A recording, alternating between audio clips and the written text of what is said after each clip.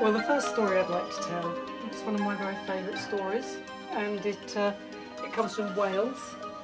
It doesn't come from Sussex. But it's about this time of year is when it takes place. Imagine the beautiful valleys and hills of Wales on the first days of spring, when the winter has withdrawn her mantle of snow from the mountain tops. And in the mornings, the hills no longer glisten silver and white with frost and ice.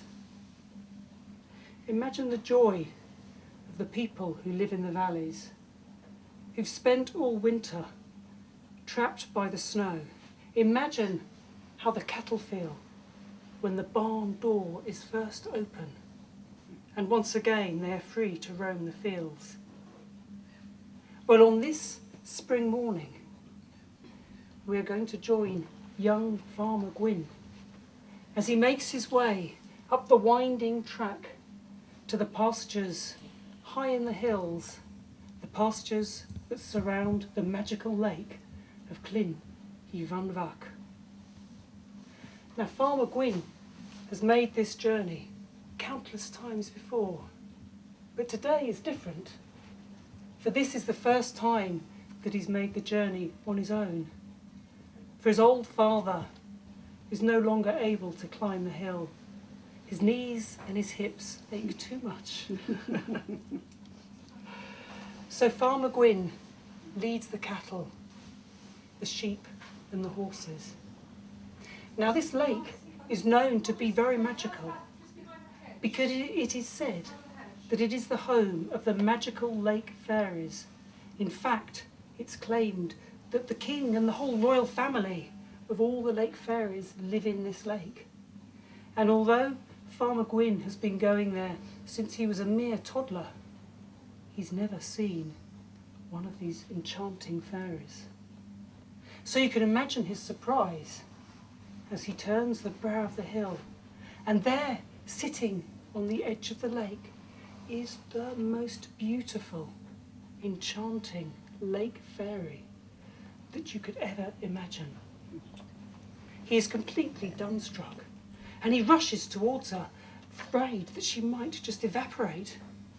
He arrives, panting at her feet, and he sits there looking at her in awe.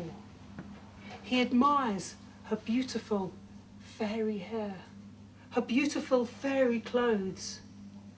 Every stitch is perfect. He looks at the dainty little fairy boots and the soft fairy ribbons that hold them so gently to her ankle. Oh, how he wishes that he too could gently hold her. Now, Farmer Gwyn has had very little experience of courting maidens, for in the small village of Mudvie where he lives, there are very few maidens and certainly no fairy princesses. So he really doesn't know what to do. Then he has a thought. He reaches into his bag and from it he takes all that he has and he presents it to her as a gift.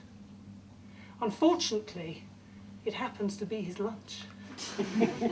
And his lunch, unfortunately, happens to be a rather hard old loaf of barley bread. He hands it to the fairy.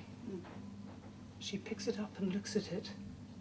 She unwraps it, sniffs it, and then looks at him with utter disdain. "Thy bread is too dry for me." And throwing it back at him, she says, "I'm much harder than that to catch." And with those words, she disappears under the surface of the lake. The ripples settle, and the lake is as still and smooth as glass. Farmer Gwyn sits there dumbstruck. He waits all day in the hope that she may reappear, for he has already fallen deeply in love with her. However, dusk comes and there's no sign of the fairy. So downhearted, he makes his way with the cattle and the sheep back down to the village, determined that he'll return the next day and hopefully have the opportunity to try and win her heart once again. The next morning he's up early, at the crack of dawn, waking up the cows and dragging them out of the barns. Quick, quick, let's get up there, let's see if she's there. He climbs up the mountain, and as he passes the brow of the hill, he looks hopefully, and to his utter joy, there she is once again. He runs towards her, falls on his knees, again entranced by that beautiful sight, his heart beating in his throat. This time when he reaches in his bag, he removes a soft, sweet-smelling ball of dough, and this he gives to her.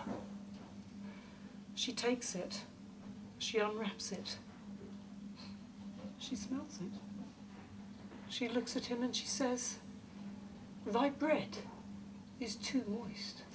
I really am not that easy to catch." And once again, she dives in the lake and disappears beneath the waters. And once again, the ripples settle and the lake is still. And Farmer Gwyn sits there all day, hoping beyond all hope that she may reappear. But by the end of the day, disappointed and downhearted, he starts to make his way back down to the village. This time he's really determined to get it right.